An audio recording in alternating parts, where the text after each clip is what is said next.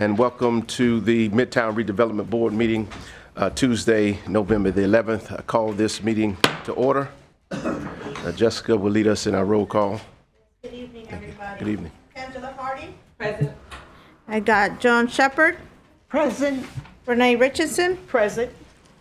Kathy Washington. Present. Davita Booner. Present. Bonner. Bonner, sorry. Lynn Sonson. Present. And Pastor Lake. Present. Thank you. We can continue, thank you. Thank you. We'll stand for our invocation, followed by the Pledge of Allegiance. Let us pray. Father, in Jesus' name, we thank you for this awesome day we have to come together to discuss your matters for this wonderful community. We thank you that on this Veterans Day, we have set aside time to say thank you to all of those men and women who've sacrificed their lives to make our country better. Now, Father, bless these proceedings, give us wisdom and witty inventions that we may adjudicate fairly to distribute resources to make this community better. And we thank you in advance as we bind ourselves together and show this community and this city the great love that is in each and every one of us. And we thank you in advance for all you will use us to do. In Jesus' name, amen. Amen. Pledge allegiance To the flag of the United States of America and to the republic for which it stands, one nation, under God, indivisible, with liberty and justice for all. All right. Next item on the agenda is to approve the agenda. Is there a motion to approve? So moved. Is there a second? A second. Moved and properly second. All those in favor say aye. Aye. Opposers nay. So as the order agenda is approved. Now we will approve the minutes as presented to each and every one of you. Is there a motion to approve the minutes from the September 9th meeting?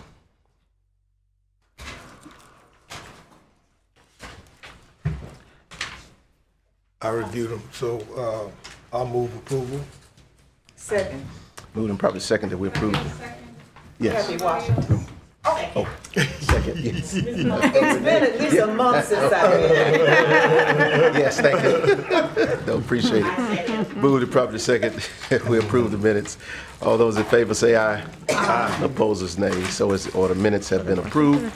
And now we're ready to receive our staff reports. We'll start with Captain Condi. Good to see you, brother. Good evening, all. Good evening. Happy to see everyone. So, the following is our District 1 patrol stats from October the 13th until yesterday, October the 10th. District 1 patrol handled 3,057 calls for service, completed 649 reports, made 76 felony arrests, made 87 misdemeanor arrests, completed 369 traffic stops, and issued 434 citations. As far as for specific crimes, for persons crimes, we had 13 aggravated assaults. Out of these 13, 10 involved the use of firearms where subjects were either shot at or actually shot. 6 of these cases have been cleared with an arrest, with the 7 remaining ongoing. In addition to those 13 aggravated assaults, we had 5 weapons law violations, all of which utilized firearms. 1 of the cases was cleared with an arrest, 4 remain open and ongoing. For domestic violence cases, we had 2 domestic violence aggravated assaults, both of which were cleared with an arrest. For domestic violence simple, we had 15 individual cases, 6 of which were cleared with an arrest, 9 remaining active with either warrants or affidavits completed for these suspects. We had 7 sex offenses, which remain ongoing investigations. We had 3 intimidation cases, 2 of which were school threats, and those, actually all 3 were cleared with an arrest. We had 1 bomb threat, unfortunately, in the midst of all this chaos, and that one remains an ongoing investigation. Specifically for property crimes, we had 14 burglaries. 14 burglaries, of which 2 were cleared with an arrest. What I can say about the burglaries, however, is the majority of them were vacant residences that were either being remodeled, and there was 1 repeat location, which was 875 Derbyshire, where they were the victims. I think it was 4 times the last time I checked and counted. Out of these 14 things, one thing to note is that there were no safeguards in place. So there was no active security, there was no active cameras, and there was poor lighting. Those officers did express to the management and to the owners of the other properties some suggestions on how to improve. And unfortunately, the response we received was there was none. There was no desire to improve at that time. We had 12 motor vehicle thefts, of which 3 were attempted. 2 were cleared with an arrest, and 1 suspect was identified, and that subject has an active affidavit. We had 19 car breaks.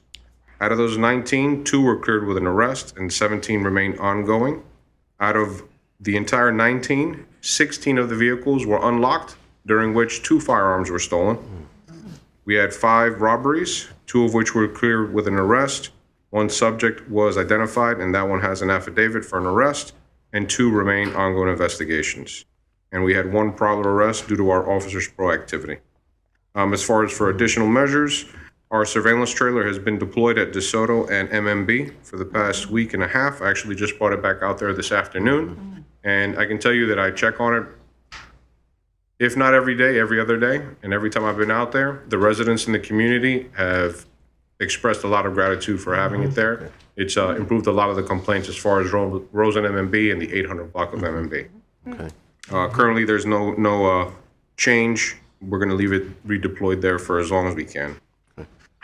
In addition to that, typically during the holiday season, we've done this for the past 3 years, is we'll use some of our additional resources like SEOs and our reserve officers, and we'll deploy them Fridays, Saturdays, and Sundays from 6 in the afternoon until midnight.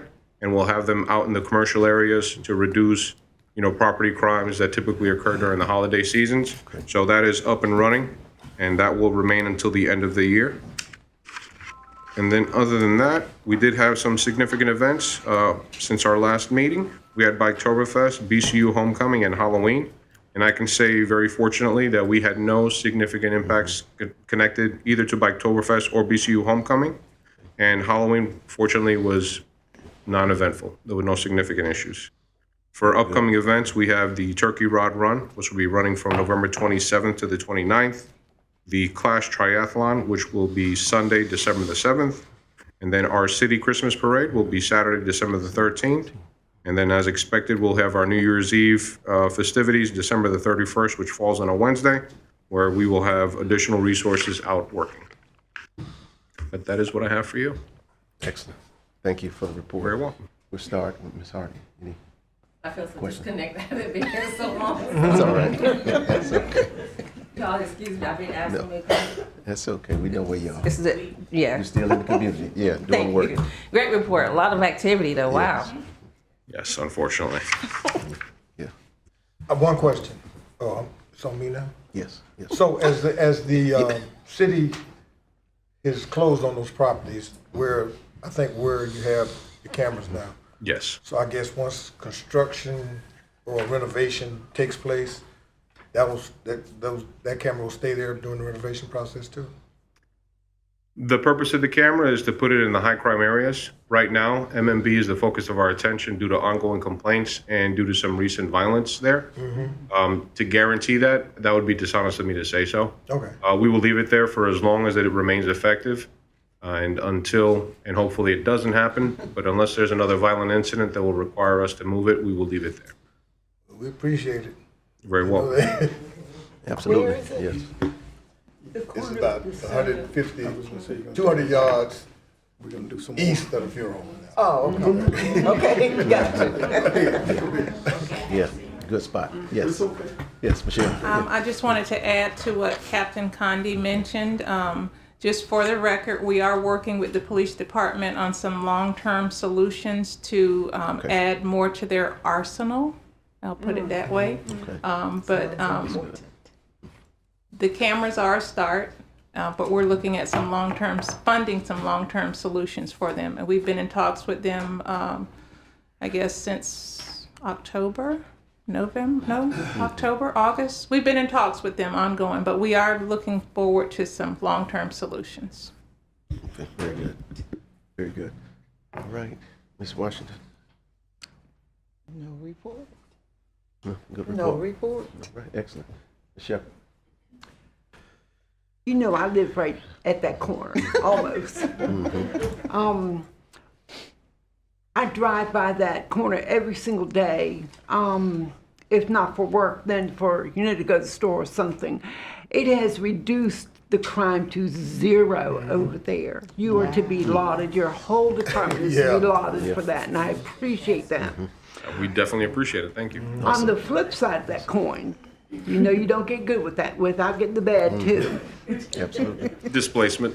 Yeah, I drove to work the other day and saw one of our locals defecating behind a dumpster there on the corner of Fulton and MMB. Not a dumpster, but a garbage can.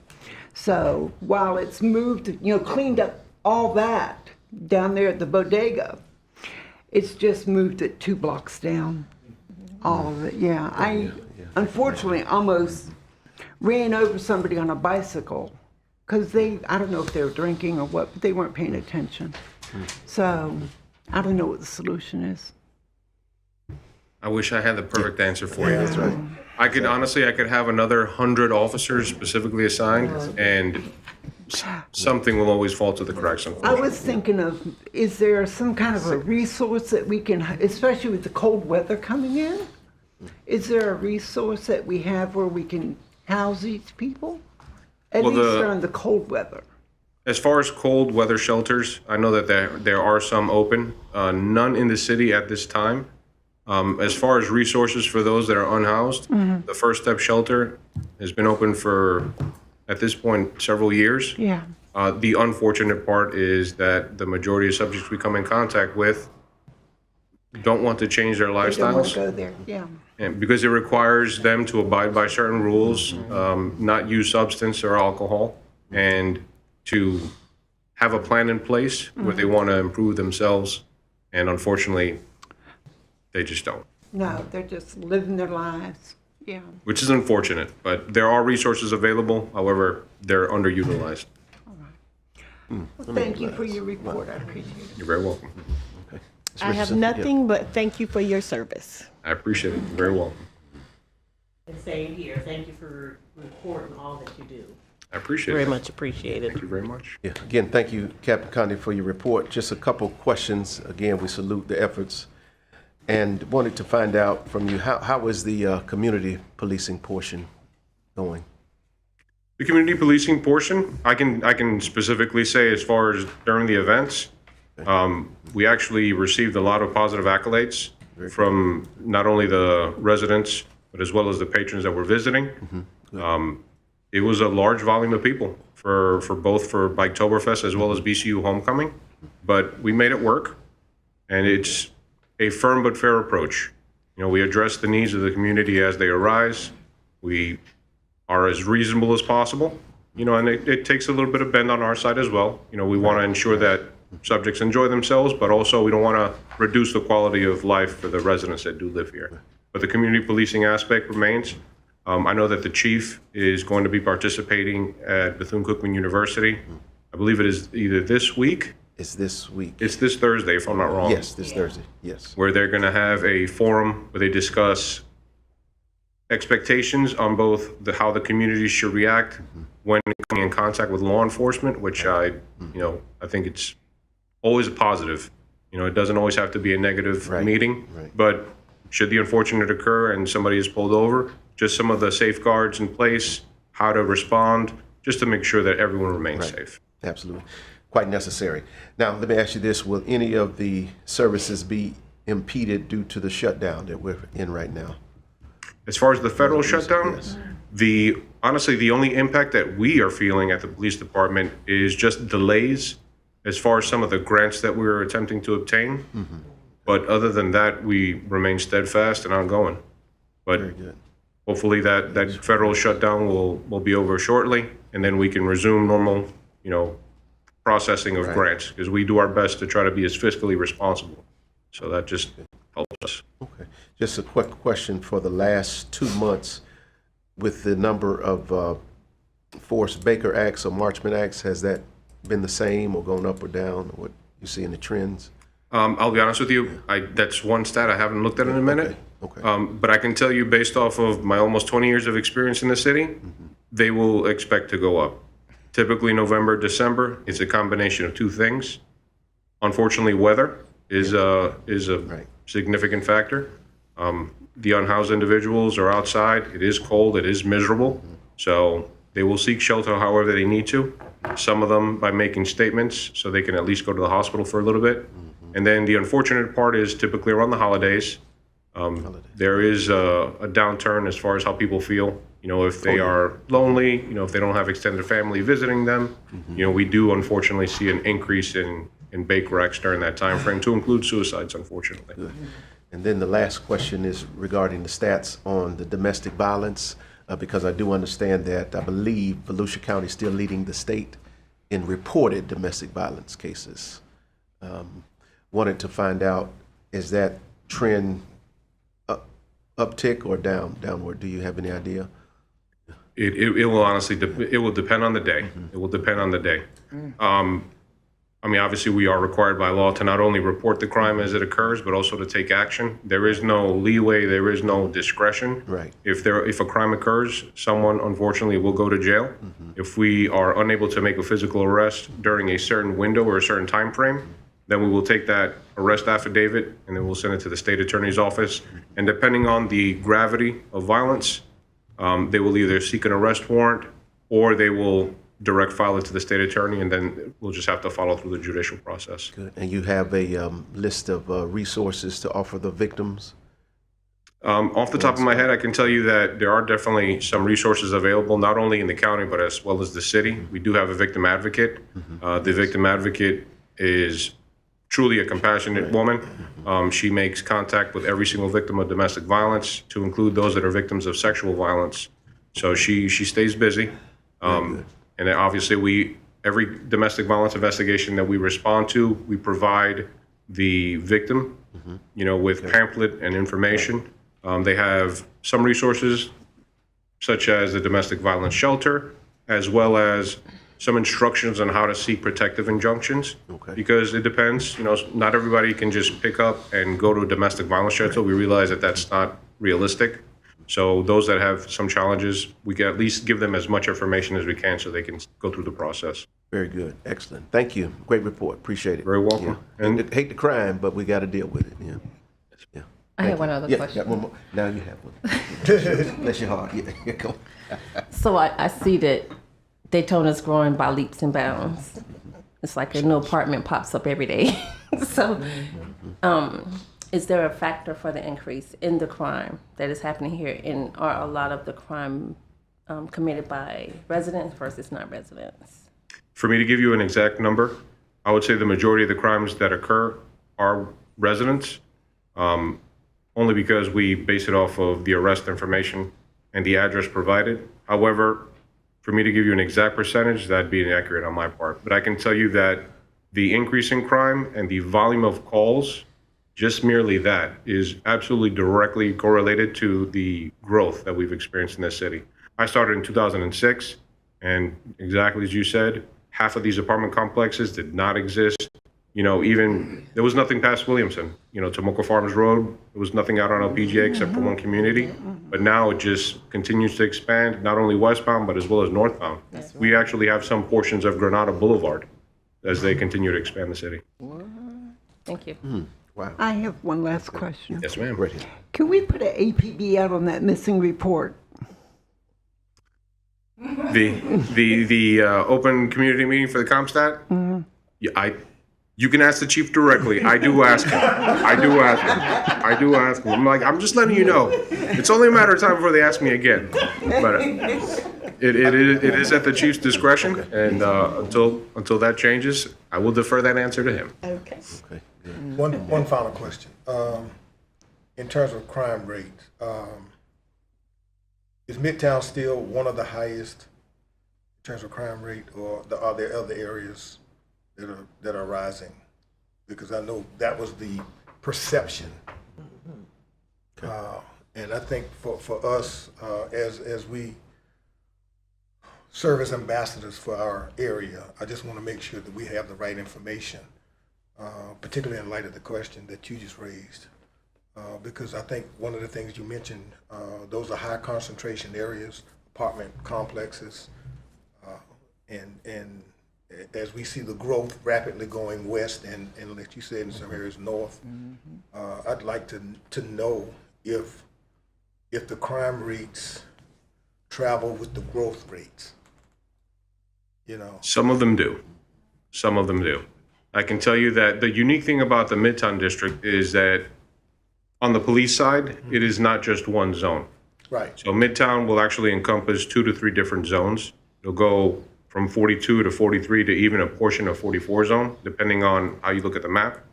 As far as the expansion, both west and northbound, a lot of that will bring an increase in property crimes. But not to sound calloused, I'm not too concerned about property crimes. My concern is the safety of people. As far as the crime that occurs in Midtown, it spikes here and there. It's sporadic at best. But what we have seen is a lot of the issues or a lot of the violent crime that does occur in Midtown is actually from areas outside of the Midtown area, close, but not inside of the Midtown area. And unfortunately, the biggest uptick in crime that we've experienced actually directly connects to juveniles. So we have a strong juvenile component that remains a challenge for us as we continue to address it. We had a meeting with Mainland High School a few weeks ago, trying to figure out better solutions as far as not only identifying some of the issues that they face on the administrative side as teachers and as educators, but some of the things that we can do on our police side, because we do not want to police children. We don't.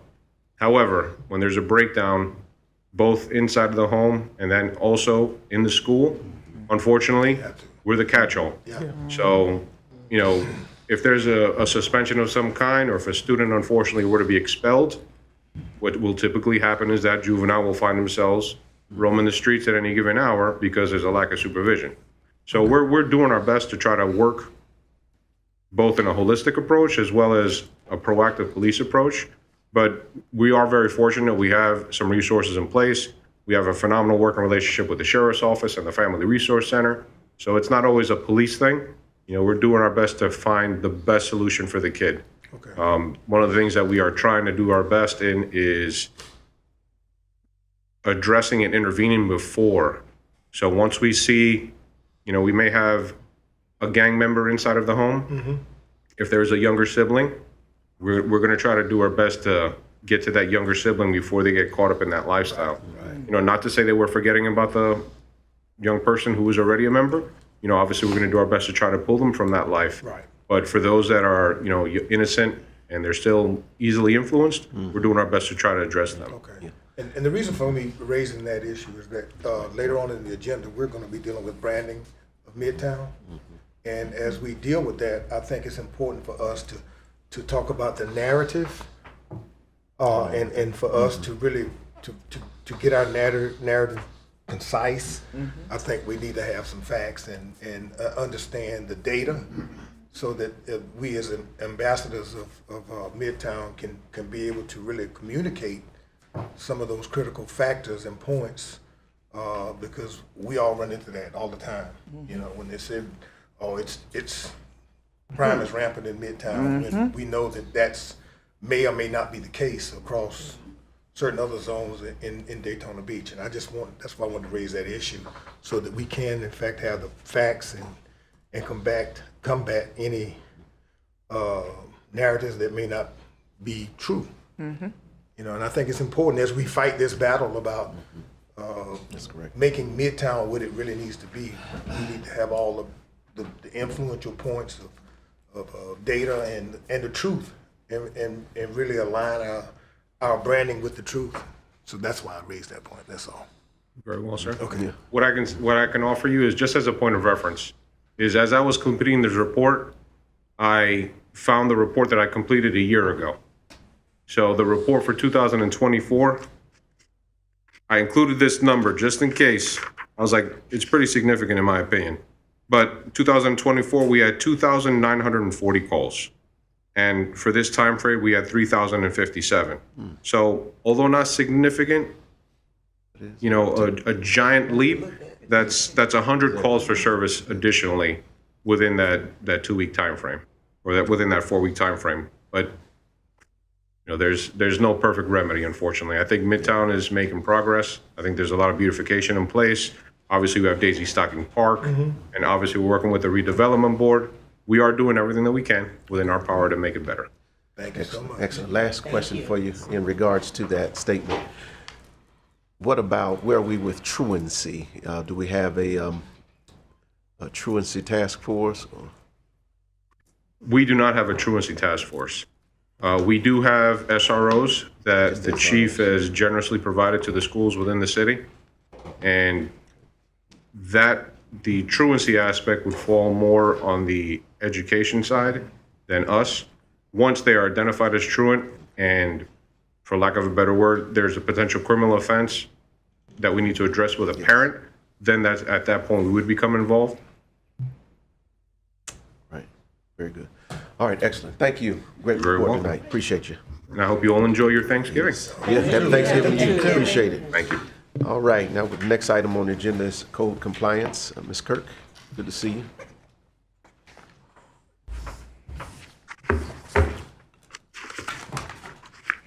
Hey, good evening, Sarah Kirk, Code Inspector with the city. And I apologize, I wasn't here last month for September. Something came up and I wasn't able to make it. So I provided September and October's stats. So for the months of September and October of 2025, there were a total of 39 code cases and 34 vacant lot cases, totaling 73 cases for the 2 months. These cases vary by complaints or field-generated cases. Code is continuing to work as a team and to address complaints in the city as well as being proactive. Does anybody have any questions or concerns or anything like that? Yes.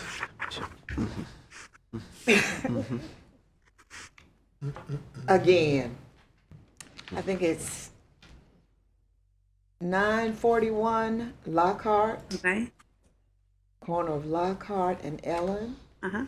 The grass is up to my waist. Okay. And it's a large lot, but it is up to my waist. Yeah, I know the city, we did get that cut at one point. Luckily, we're, into the winter months, so maybe one more cut, and then it'll get us through, hopefully through the winter. So I will get with our vacant lot inspector tomorrow and see where he's at on that. I actually don't see that one on the list right now. Okay. That particular property is not within the Midtown boundary, so it won't be on your report. It's right outside. There we go. Outside, okay. So that explains that. But I will definitely find out, if Mr. Boswick has an open case or if he can open a case. I'd certainly appreciate it. No problem. Thank you. Any other questions? I know Ms. Shepherd, you're here. I'm going to call you tomorrow. Okay, great. Please do. Okay. Other questions? Thank you, Ms. Okay. Kirk. Appreciate it. Thank you all. Thank you. Keep up the good work. Have a good night. Thank you. All right, good night. All right, next item on the agenda is projects. Miss Michelle Tolliver. You're the next contestant. Good evening, Mr. Chair, Good board evening. members. I'm Michelle Tolliver, the project manager for Midtown.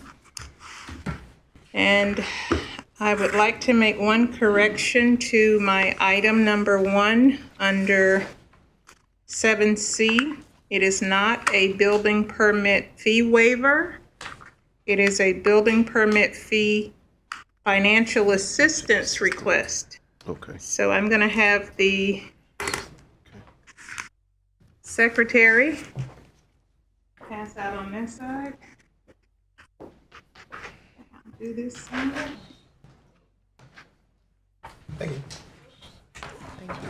Thank you. Thank you.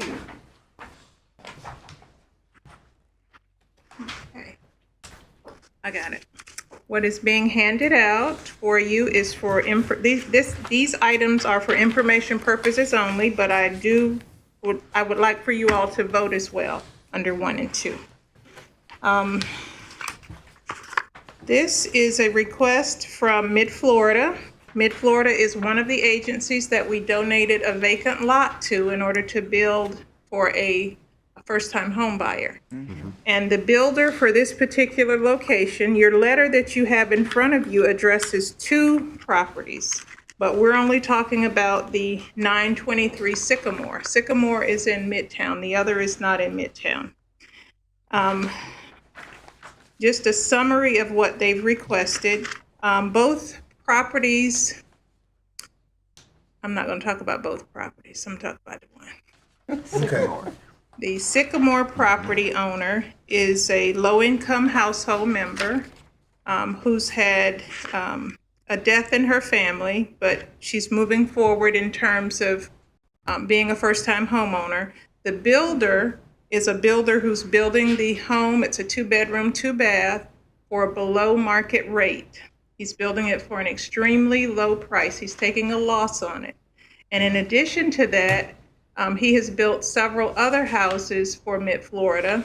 The last one he did during the time when the city had a temporary fee waiver on building and inspection fees.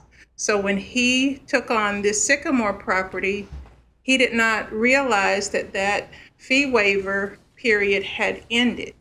So he agreed to build the house at a loss, not knowing that his fees were not all going to be waived.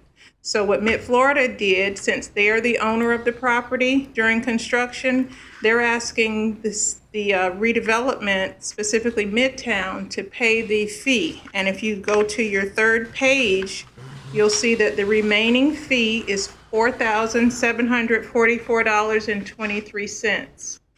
And this is something that staff supports for many reasons. But one of the main reasons is in order to make it affordable, this is something that the construction company needs to help them pull the permit. This is the last step before they actually start building, is to pull the permit, and this is holding them up. So if you all want to ask me questions, I'll do my best responding, but what I want you all to do is take a vote as to whether or not you would recommend that we take this to the CRA, the commission sits as the CRA board, to recommend that the CRA funds, Midtown funds, pay the balance, because these fees are not eligible to be waived. They have to be paid. And the legal staff can explain the tap fees. If you notice on your 2nd page, I'm sorry, on your invoice page. Yep. The fees that are left to pay, the Florida State surcharge, the sewer deposit, and the water meter, water tap, sewer tap, those fees are not eligible for waivers. They have to be paid. And what the request is for not the general contractor to pay it, but the request is to use the CRA funds to pay it. Is there a particular program that it has to come out of? It's just it comes from the CRA budget, the trust fund budget.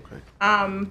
Typically something like this, I'm trying to go back in my memory because we haven't done this, but there is a category in our budget that would cover it. It's just that this type of expense has not come before us before. Okay. And it's basically you're recommending the use of the funds for this purpose. Okay. All right. What is the? So, No, more question. all right, I'm in favor of this, I tell you that right now. All right, I just want to, may ask Ben a question, if I can. Okay, Ben, so from a revenue standpoint, this is, technically the city's losing money on this. Technically, right? Because this would be some fees coming into the city's coffers. If there was a waiver, the city would lose money on it, but staff isn't asking for a waiver. Right. Right. So, okay, so that, The tap fees can't be waived because we have borrowed money on some of our water and sewer revenues, and tap fees in particular are a source of repayment. So we don't want to violate our bond Okay, covenants. So. okay, that's what I was getting at. Okay, Very good. I'm in favor of it, so. All right, we'll go ahead and entertain a motion to approve that the CRA pays for these fees. I would like to make a motion Yes, ma'am. that the CRA pays for this project and these fees for I'd like this to resident. second. I second. And Mr. Chair, before you vote, Yes. I'm sorry, I haven't sat with this board in a while. I don't know if you asked for green sheets, but you have to Thank you. ask if there's any public comments Right. on the Yes. motion before you Yeah, vote. we will, yes. Is there any discussion? Vote? These Yeah, funds we'll- are just coming out of what the city already has allocated. in our Specifically the pockets. CRA funds. CRA funds. CRA funds for Midtown. So the other house, that has to come through another redevelopment district, right? Yes, once they get to the point of Right. pulling their building Okay. permit. Right. Yes. All right, now before we vote, we'll receive public comments. Are there any comments from the public regarding this matter? No public comments. It's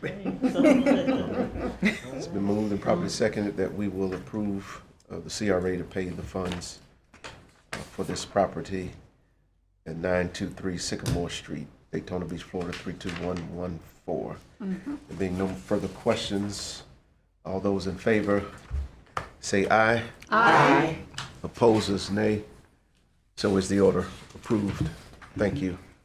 Michelle, did we get San Juan as well? San Juan has not pulled a building permit. Okay. And that location is in the downtown CRA.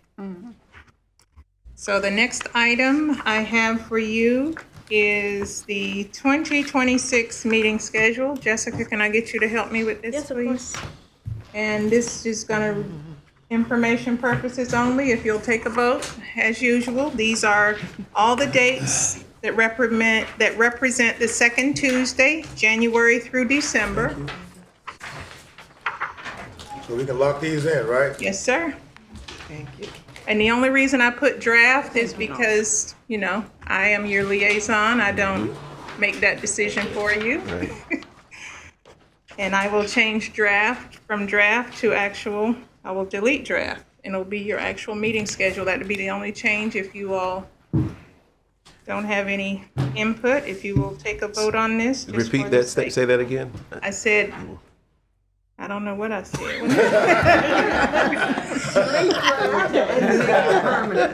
But I said something after that though. Yeah. Yeah. Oh, I put draft on here. See, God loves me. I put draft on here because I am not a member of the board. I'm Right. your liaison. And I leave it up to you to tell me whether or not Right. this is your official meeting dates. I leave that change up to you. That's what I was saying. There you go. All right, good. Excellent. I said draft. You have the dates before you for the meeting schedule for the next year. We entertain a motion to approve these dates. So moved. Moved, Second. second. Mr. Ken, oh, Ms. Burton. Oh, shucks. Alrighty, second motion. Your heart is in the right. Any other discussion? Any questions? All right. All those in favor say aye. Aye. Opposes, nay. So is the order. Thank you. The dates are And I approved. have to say, on top of that, that's the same seat she sits at, the same room she sits at for a board that she attends that has her voting. It all feels familiar until you. That's okay. All right, the third item, it's not on your agenda, but I thought of it while I was sitting there and I need to bring it to you. Okay. The Midtown Redevelopment funds have been used to participate in the tour of tables up at Bethune-Cookman Yes. on December 8th. We have 10 tables, and I would like to fill the tables, the seats, with as many board members, including Ms. Washington. This don't exempt you from that if you would like to attend, because you represent the planning board on our Midtown Redevelopment Board. But the event, and I will send this out by email as well. I should have included it in the agenda packet, but I did forget. It's December 8th on a Monday at Bethune-Cookman in the CCE building from 5 p.m. to 8 p.m. And I am working on decorating the table. I'm not a decorator, but I will be decorating it. The theme that we have chosen is Christmas in Midtown. And we will more than likely, if I remember tomorrow, to reach out to a 3D printing company. We will print a replica of what we think is a concept of what the town center will look like. The location for the town center is at MLK and ISB. And someone has suggested a 3D print company that may be able to get us something on a plastic version of it. And that will be our centerpiece. And then the table will be fully decorated with what I come up with. Bless your heart. Yeah, we'll be there. Yes. Have a table there. Yes. Yes. But if you all are available on December 8th from 5 to 8, you can get with me some point. I will have to RSVP, I believe, in the next 2 weeks. But if you will get with me to let me know if you would like to attend, I'd appreciate that. If not, I will fill your seat with somebody. Michelle, can I get an email on that? Yes, ma'am. I sure will. Okay, thank you. Yep, that is it for me. I don't have any other items. I don't know if you all have any questions for me. Any other questions on the project manager? No. Excellent. Thank you. Excellent Thank report. you. Appreciate it. Great projects, great work. All right, next item on the agenda is our presentation, Midtown logo design. Welcome. Good to see you again. Good evening. All right. I'm a little nervous. I'm going to apologize in advance. It's been a while since I've presented. But good evening, everyone. My name is Chris Colasanti, founder and creative director of Cover and Content. It's a privilege to be here tonight to share 2 proposed logo concepts for the Midtown District, each designed to reflect the strength, heritage, and vibrant future of this community. Midtown has always been more than a place. It's a story of resilience, culture, and unity. Our goal tonight is to present 2 creative directions that both honor that legacy and position Midtown for its next chapter of growth and pride. The Midtown Redevelopment Board set out with a clear purpose: to create a logo that tells the story of who Midtown truly is.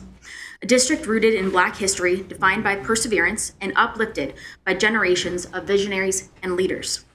This presentation features 2 logo concepts, one aligned with the world-famous Daytona Beach brand, tying Midtown to the city's current identity, and one designed conceptually with the history and heart of Midtown taken into consideration while celebrating its cultural richness and exciting future. Before we get started, I would like to circle back to the original Midtown logo design I had created. This design marked the starting point of the conversation about who Midtown is and how that identity could evolve into a complete, unified brand for this district. It was first presented during a city commission meeting last year, the moment when the world-famous Daytona Beach brand and Midtown branding was formally introduced and discussed for the very first time. The bold standalone M established an early visual foundation for the district with its clean, intentional geometry, strong, simple, and dignified. It reflected the early intent to give Midtown a recognizable mark of its own, one that symbolized pride, momentum, and community identity. Rendered in warm reds and golds, it carries the energy of progress and the dignity of heritage from a place of history and pride. When the mayor and city commission members first saw the design, the response was immediate and heartfelt.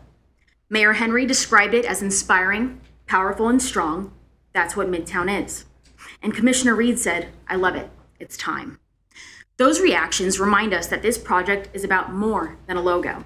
It's about the spirit and strength and resilience, and that is exactly what we aim to capture in our designs. I will now present Midtown logo option 1, the world-famous Daytona Beach brand version that was requested by the Midtown Redevelopment Board. The above Midtown Daytona Beach logo is a modern and powerful representation of culture, activism, and community pride. At the center of the logo, the colorful icon of people joined together by hand represents the unity and community spirit that defines Midtown. Its circular interwoven design in red, blue, and gold symbolizes people coming together, connected by shared history and a collective vision for the future. Just as Midtown has been a gathering place for cultural celebration and social change, the emblem illustrates inclusivity, solidarity, and forward movement. The vertical layout keeps the same strength of the horizontal logo in a compact form, perfect for alternative uses like the DP icon that coincides and is used in addition to the world-famous Daytona Beach logo. By using the same colors and fonts as the official world-famous Daytona Beach branding, this logo reinforces that Midtown is not only a cornerstone of the city, but also a vital contributor to its identity. It serves as a visual promise that the story of Midtown will continue to be one of strength, community, and pride. The bold colors and shared fonts create cohesion with the city's brand, while the use of black instead of dark blue offers Midtown its own distinguished identity. Here we see the design across different backgrounds and uses, whether in full color, black and white, or reversed. It maintains its strength and clarity, ensuring consistency wherever it appears. These are the fonts and colors that were used to create the world-famous Daytona Beach brand and were incorporated for this version of the logo. Here we see the world-famous Daytona Beach Midtown logo in action on signage, banners, and apparel. It fits naturally alongside the city brand while still standing out as distinctively Midtown. Across every setting, it communicates pride, visibility, and belonging, a mark the community can truly call its own.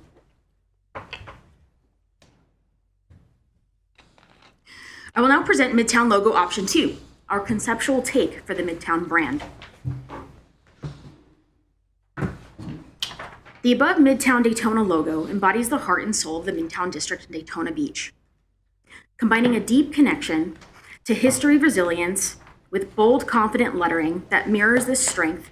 Its modern yet retro-inspired design beautifully captures the district's legacy. Rooted in the civil rights movement, leaders who broke racial barriers, and historic landmarks that nurtured Black education and culture, while also presenting a fresh contemporary look that signals renewal and moving forward. The vertical version carries that same presence in a compact, iconic form. It's adaptable and instantly recognizable, perfect for everything from signage to promotional items, offering an alternative use like the DB icon that coincides and is used in addition to the world-famous Daytona Beach brand. With its vibrant contrast and timeless style, the logo reflects the harmony between tradition and progress, honoring historic roots while boldly positioning it as a thriving, dynamic center of culture, activism, and community spirit. The choice of colors further deepens its meaning. Purple, long associated with dignity, pride, and wisdom, reflects the resilience and cultural richness of Midtown, while gold represents success, achievement, and a bright future. Together, these colors celebrate the strength of the community's heritage while expressing hope, unity, and prosperity for the next generation. The retro-inspired typeface pays tribute to Midtown's legacy, while its clean, modern edges bring a contemporary energy. The purple and gold pairing creates bold contrasts, as the two are complementary colors, symbolizing harmony between tradition and renewal. Even with its simple form, the logo holds power. Either color variation remains bold, elegant, and unmistakably Midtown. This design uses the font HV Cocktail for a representation of history and legacy, while the font Owl Sight adds unique character. The deep purple and gold palette, long associated with excellence and pride, connects visually to Midtown's cultural roots and optimism. Here we see the conceptual Midtown logo in action on signage, apparel, and community banners. Its rich colors and strong typography make it instantly recognizable and a strong representation of local pride. Tonight, we invite your input. Which design best reflects Midtown's essence, its history, its pride, and its future? Once we gather your feedback, we'll refine the chosen logo and begin developing the final brand package. Midtown has always been the heart of Daytona Beach, and this brand will ensure that heart continues to shine. Thank you. Great. All right, thank you so Thank much. you. Yeah, thank you so much for that. Those 2 additional renditions, we appreciate that. We're ready for board comments. It was an amazing presentation. Like, I loved it. I appreciate that. Thank you so much. Fantastic to see it come to fruition from the beginning to this point is just awesome. Thank I you. love it. It's been a pleasure to work on. Yeah, very impressive. And especially all the hard work you've put in. And I know in the beginning stages, there was a lot of work that you shared with us then, but to see the progression of what you've done now and the actual advertisement of what it will look like, you know, whether it be on a person or just in general, I think is really enlightening. So thank you. Absolutely. Thank you.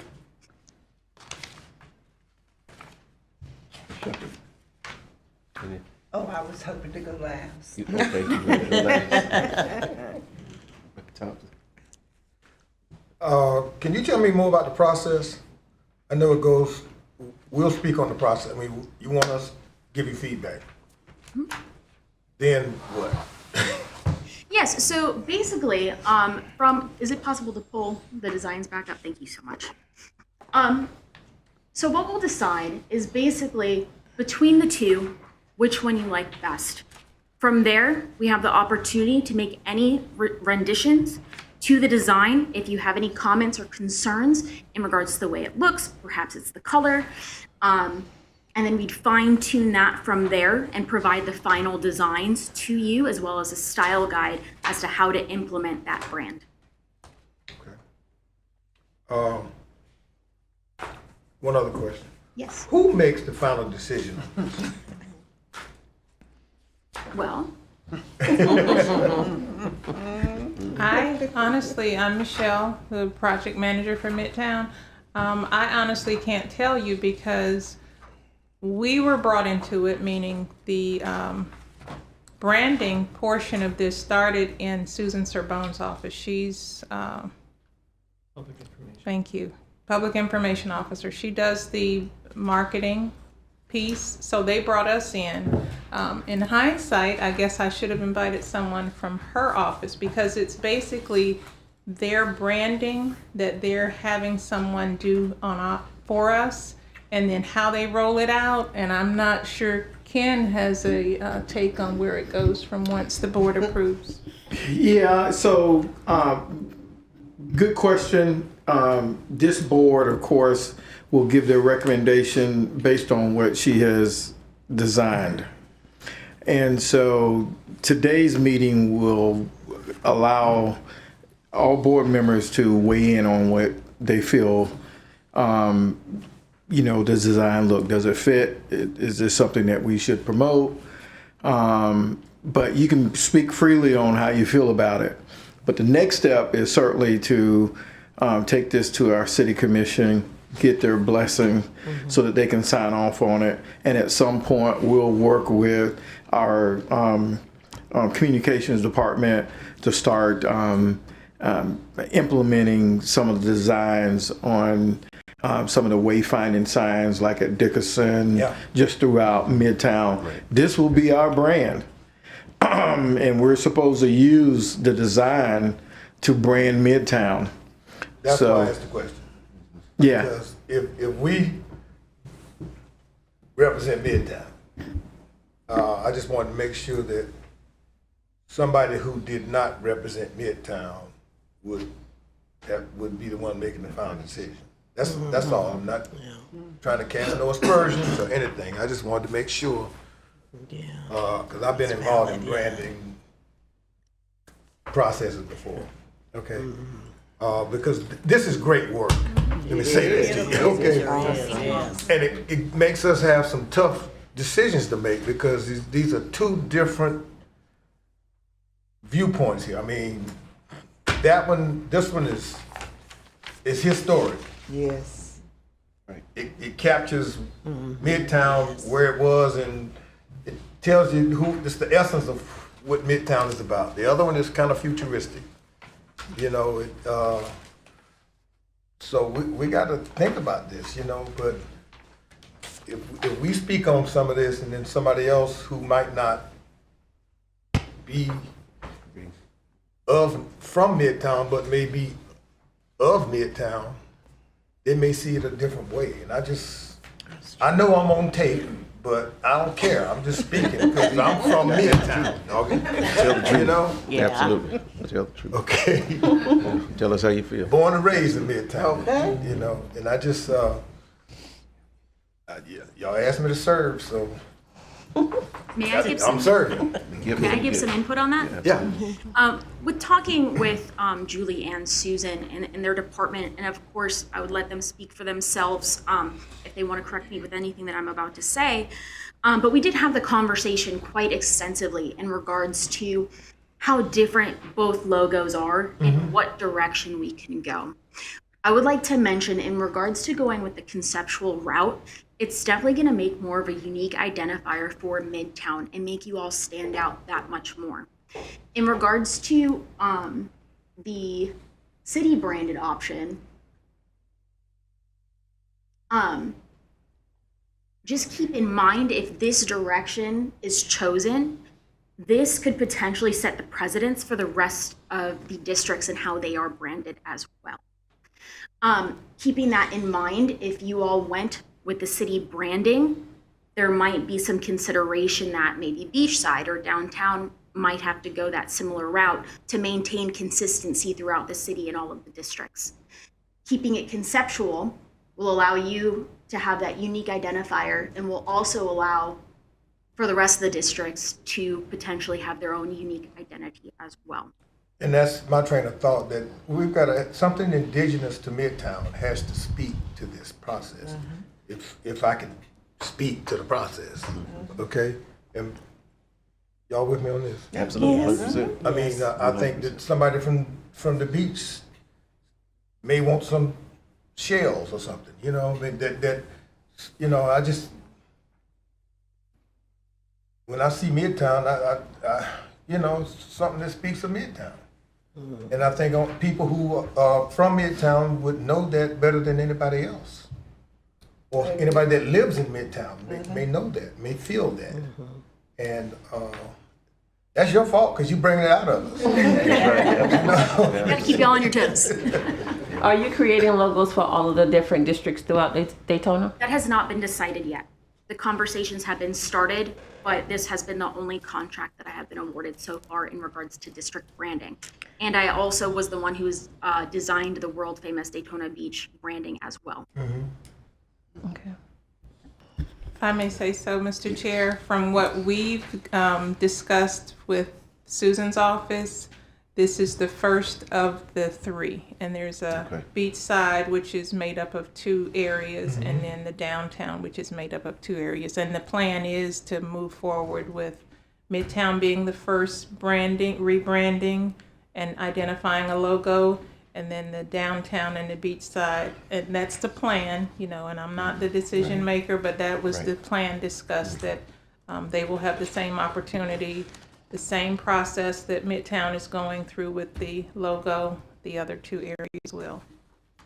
Okay, excellent. 2 questions. The first is, do we have to take this vote tonight?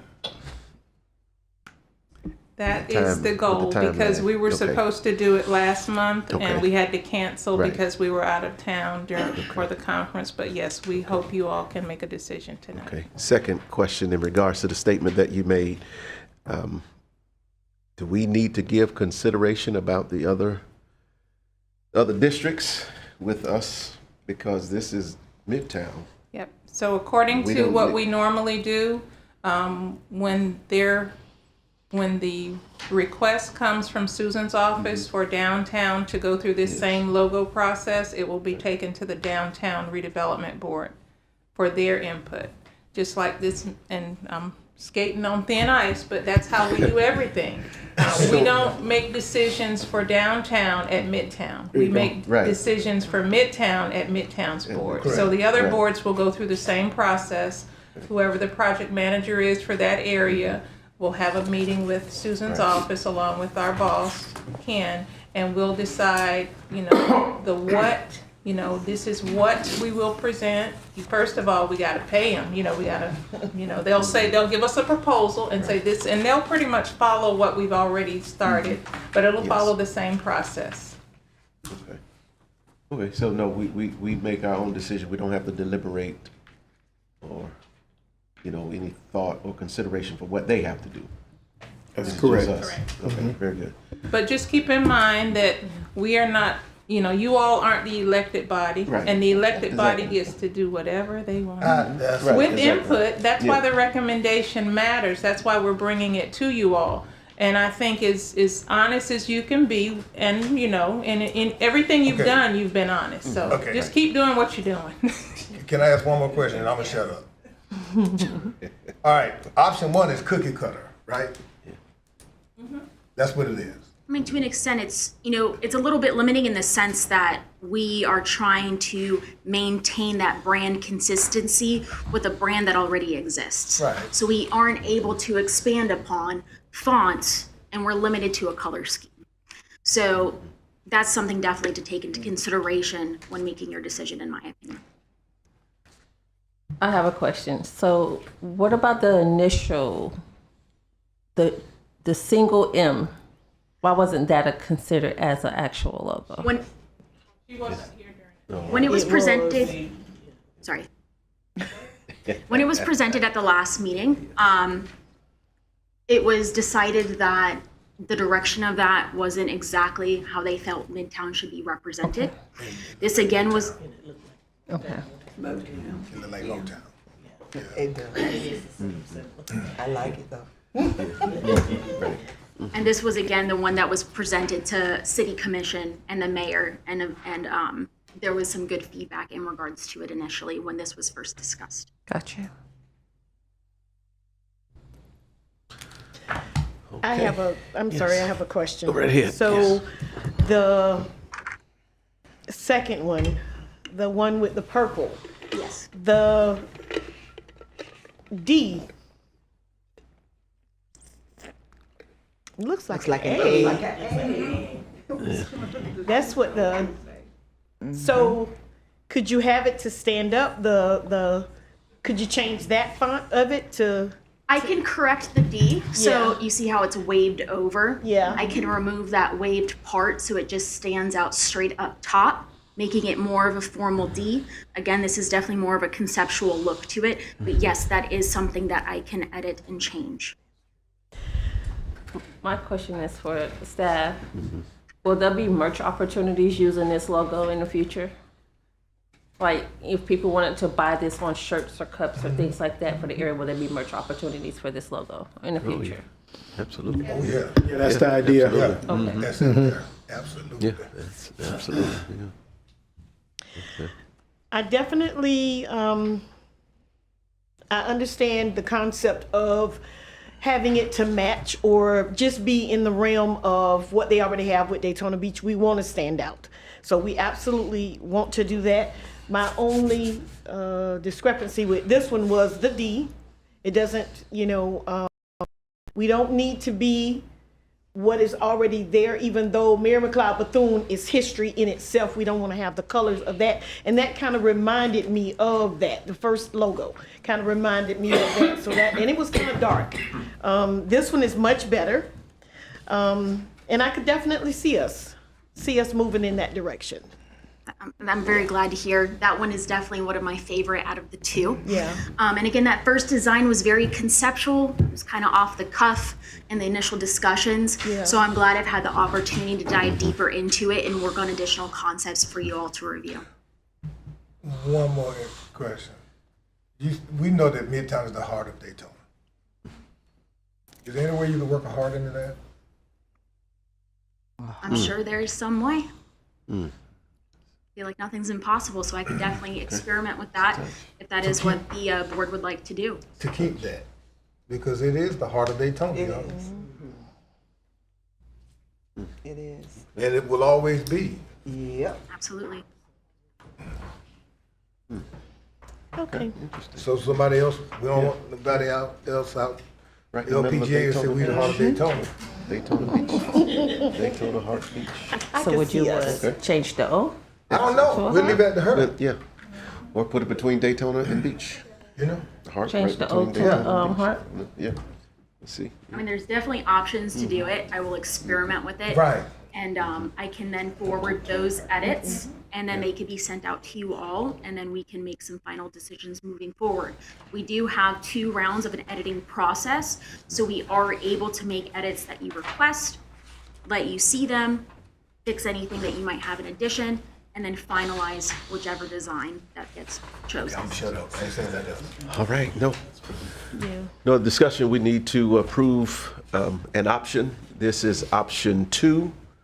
And so is there a motion to approve? I'd like to make a motion, then I Option would two. like to have some comments, please. Yes, we'll if you make the motion and we get a second, then you have the floor. So is that a motion? Then It's a reminder. it's a reminder? Yes. You went through Okay. and she wanted Yeah, to comment yes. last, and she didn't Right, give her yes, input. yeah, okay, yes. My first question is taking the concept of the heart. What color palette would be used? Because if it's brown, it's going to look like a dead heart. Brown would not be used if you all are deciding to try to explore editing the second conceptual option. Then I would maintain keeping the same color palette that is there, unless there is a motion for any of y'all to want to see the design in additional color palettes. And I don't mean to interrupt you. My understanding is that you have a set color palette that you can use: orange, gold, blue, black, or white. That is for the world famous Daytona Beach version of the Midtown logo. Okay. And then this one is for that. The heart was asked to be placed into this version, not the world famous Daytona Beach Okay. one. So you can go outside of that set parameter for the Midtown logo? Or can you add to it? I'm sorry, I don't think I understand. Okay. I apologize. So if we were to add a heart, say where the O is, right? Yes. You can go outside the color palette of what is presented to us for that logo. Oh, understood. So I would probably try to keep it within the same color scheme. I would have to explore additional color options that would work well with this color palette. So I don't have an answer as to what color that would be or what they could be. I would have to dig into that further and explore with that first. So we're looking at another approval if we add that. That's just what I'm asking. Yes, because there's 2 rounds of edits. So this decision is to pick between the world famous Daytona Beach version or the conceptual. Am I correct when I say that you were only allowed to come up with 2 concepts? Correct. Okay. And not meaning to be antagonistic about it, who set those parameters? I go for it. Sorry. It was the budget that we were given. Every time. Great answer. All right.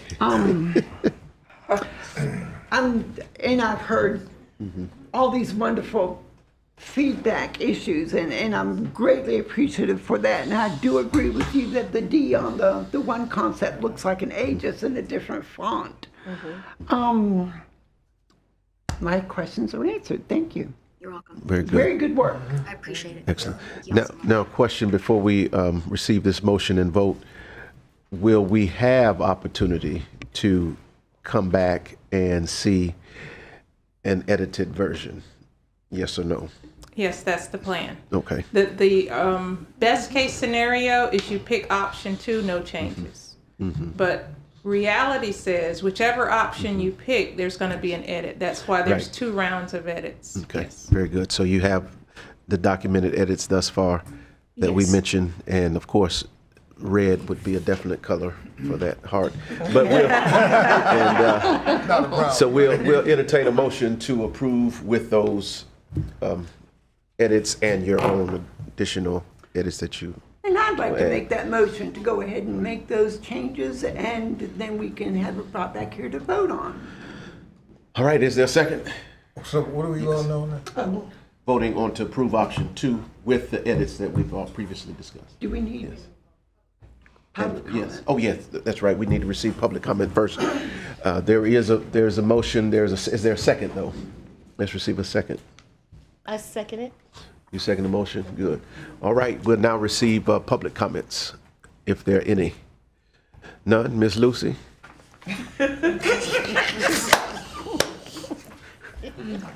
Okay. Okay, no public comments.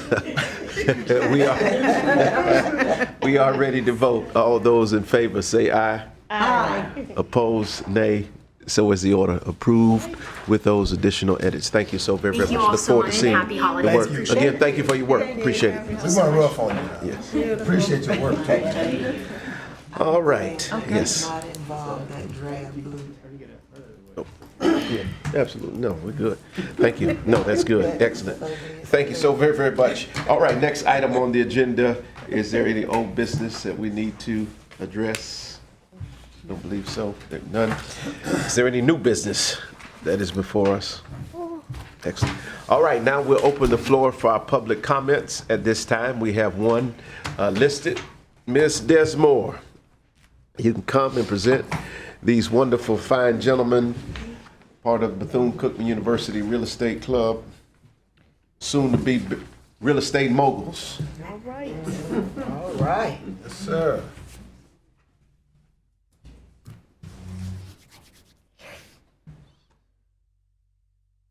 Good afternoon. Good afternoon. How's it going? I am Lucy Desmore, a broker associate in the area, as you all know. And we have a real estate club at Bethune-Cookman University. They will introduce themselves. Hi, I'm Kavon Yunus, first year business administration. Excellent. I'm Pleasure. I'm a senior major in psychology. Pleasure to meet you all. Excellent. DJ, as we call him, he's already a licensed realtor, so he went through a grant that was written, the RISE program at Bethune-Cookman, received his real estate license, and you have closed how many deals? Four deals. He's closed. Congratulations. Excellent. So, Excellent. Just All wanted to right. present them, let you know that what we're doing in the community. They're involved in a grant this year again, and I believe it is six of them. And I sign off on everything, all the meetings, anything that they attend. And workshops, they go to appraisals with me, they go to closings. He went to a closing with me last week. So that's what we do, and make sure Very they're good. ready to, they will take he and the other group will take the class, real estate class, second semester coming up, and then they take their actual state exam. Excellent. Oh, man. Yeah. Couple questions any questions for them? Are you guys willing to come encouragement? talk about your experiences to elementary school and middle school kids? I run the Boys and Girls Club 2 minutes down the street, so Anytime. Excellent. Yes. I need to get your information in. Yeah. It's wonderful. I mean, I heard enough right now. It's excellent. Very Any impressive. others? Very impressive. Thank you. Any other comments or questions? I say very impressive. I'm glad to see them here and Ms. Desmore as well. Yes. Several of us have been involved in that. I have been as well. To a Yes. degree. So I'm very glad and pleased to see that the outcome. Yes. Yes. I'm very proud of this effort, and I've met you before, and I'm thankful for your energy, your excitement, and your ability to be engaged and engrossed in the process. Now, here's a question for the both of you. Have you looked into any specialty areas that you would like to go in as it relates to your real estate license and training? Oh yeah, most definitely. I'm already working along with Lucy with first-time home buyers and affordable housing. Great. Okay. All Very right. good. All right. Excellent. Yeah, there you go. There you go. You don't have to have one, but just I don't wanna- really have to one. think, It's yes. more so I like to network to see which options I like to go with. But for right now, I'm business administration. I plan to double major in mass communication, and also real estate is a part of my plan. Also, that's why I'm in the club. Keep it a part of the plan. Awesome. Congratulations. Awesome. Excellent. Congratulations. Proud of you. Yes. Yes. Yes. Why don't either of you, or if you have the ability to to delve into it, what about down payment assistance programs? Yes, most definitely. It's included, yeah. Affordable housing, yeah. Yeah. And the possibility of commercial. When I went through it, they entitled it something different. Yeah. And I don't know if the parameters are the same for each of the programs, but I think it's well worthwhile. We've just finished a county deal 2 weeks ago, and we have another one coming up, and another one I just put under contract, and they're county property, but it's down payment assistance. When they purchase, like in Holly Hills, South Daytona, whatever, they go up under the county program. So wonderful. That's great. Absolutely wonderful. This young man has just took his last check and opened up a lawn service business. So that's awesome. He's a true entrepreneur. And he went right on. He could have spent that money on a lot of other things, but that's he went and provided himself. His father is a lawn maintenance person down in South Florida, and he's now bringing it to Daytona. So that's fantastic. Get ready. That's right. Can I ask, do you have a card? That's right. Wonderful, yeah. Court enforcement. Court enforcement, yeah. That's right. Vacant lots to be cut. Absolutely, yeah. Give them to everybody. Yeah, give them to everybody. Yeah. No, okay, we'll get. Miss Michelle, we'll reach out to you. Excellent. Thank you. Proud of you, man. Proud of great things are ahead, and we want to support what you're doing. Thank you so much for bringing them, Lucy. Thank you. Excellent. Give them a round of applause. Proud of you. Thank you. Excellent. That's what this is about. That's what Midtown is about right here. So we're grateful. All right. We'll have now any board comments before we adjourn tonight. I feel caught up. Thank you, guys. You're welcome. Great meeting as always. I love working with you guys. You guys are amazing. Staff, you guys are amazing as well. Excellent. Likewise. I didn't get y'all in trouble by running my mouth. I mean, look, I'm passionate about where I grew up. Y'all know that. Should be. And Brandon and the narrative that we have to create and tell is important to all of us. Y'all know that too. And if we don't control our narrative, somebody else will. Somebody else will. So Take true. it over. So that's what I'm about. And I think this was awesome. Yes. It was. It really was. I enjoyed it, and I didn't want to disturb the order of the discussion, but I was glad we got rid of that drab blue.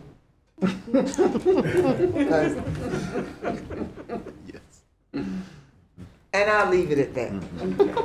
Very good. Excellent. Ms. Shepherd. I don't, Mr. Chairman, I don't know if this falls under old business or not. I did want to update the board about Jennifer LeConte and SVP USA. I spoke with her about 4 days ago, and she said that SVP USA is no longer functioning in Volusia County because of a headbutting problem they had with Transform 386. So they are now concentrating in Hillsborough and what's the other county out there with the P? Pinellas. Oh, wow. That's home So county for me. they've moved out to the west side. They're no longer helping us. Because some there was some kind of butted heads. the two programs were not working together very well. Let me put it that way. Okay. And from what she said, it was more on Transform 386's side.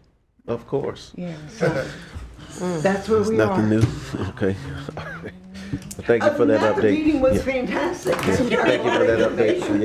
Yes.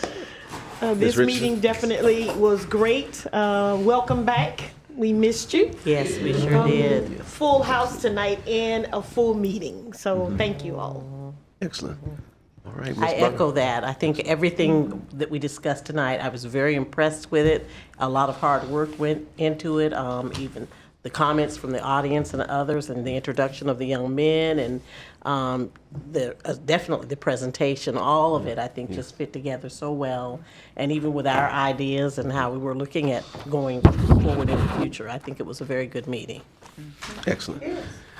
All right, I echo all of those comments. I think this is a way to close out a meeting, presentation of these young men. And so thank you very, very much. Ms. Tolliver, you have a statement? Yes. I would like to share with you all, under Ken's direction, he has kicked off a Hurricane Ian and Nicole recovery assistance through the neighborhood services side of it. Neighborhood services used to be community development. So for any of you all who have yourselves within the city limits of Daytona or family friends know someone who still is in need of Hurricane Ian and Nicole assistance, the program kicks off November 20th at 4 p.m. at Bethune-Cookman, 4 p.m. at Dickerson Center. Each household is going to be eligible for up to $15,000. And even if you have received assistance with the city of Daytona Beach for Hurricane Ian, we didn't have a Hurricane Nicole, but we did have a Hurricane Ian, and you are still in need of repairs, you can still apply. You can be reimbursed for any repairs such as roof, HVAC, flooring, drywall, electrical, windows, doors. What am I missing? No, take that back. Take that back. Take that back. The reimbursement part is under tree, debris removal, and insurance deductible. So that other stuff I said, forget it. Tree, debris removal, and insurance deductible is reimbursable. Okay? So this is a new pot of money. It's not the money we used before. The previous money was used with ARPA funds. This is SHIP DR? SHIP? No, SHIP. It's It is SHIP. Yeah. But I will email each of you a flyer tomorrow. Oh, I'm missing something. It's walls. It's Yeah, flooring. it's a list, yeah. It's roofing. There's a number of improvements. Yeah. So today they were at the Dickerson Center with some of the individuals who got the information, because we did start with a group of individuals who we knew were affected and just haven't gotten any services. So tonight or tomorrow, Michelle will send everyone an email, because our communication department has put it out online. But if you know anybody who, even if they've gotten help from someone, but they still got issues with their homes, please go on and make application. You don't even have to go to the Dickerson Center. You can go online and fill out all the information and upload it. And it's up to 15 grand. Now, we only got about, altogether it was just over 600,000, but 10% that goes to our contractor. So we probably got just over $500,000 to spend. So the sooner you can get it in, we're probably going to serve about 30 plus people, no more than 35, I believe. Will the applications open up on the 20th, correct? Well, you can go now. now. You can go tonight, and start filling the information out. And they don't have to pay that back? No, it's free. Okay. There's an income guideline, of course. Okay, yeah. But you don't pay this money back. Okay. Mm-hmm. My only other question is, will this take away from the SHIP funds that are used for affordable housing? That won't conflict with? No, this is, that won't. this is a pot of money. This is a pot of money that we received just not, a little while back, that we were having difficulties of trying to find people who met the criteria, because the criteria is so strict that you had to show that you were affected by Ian.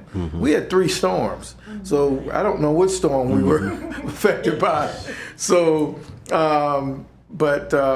we're instructing people, if they have documentation, they had pictures during that time and it was time captured, or sort of things. I mean, I know it's difficult, but we want you to do your best of documenting that, one of those storms, this is what happened. Very good. Excellent.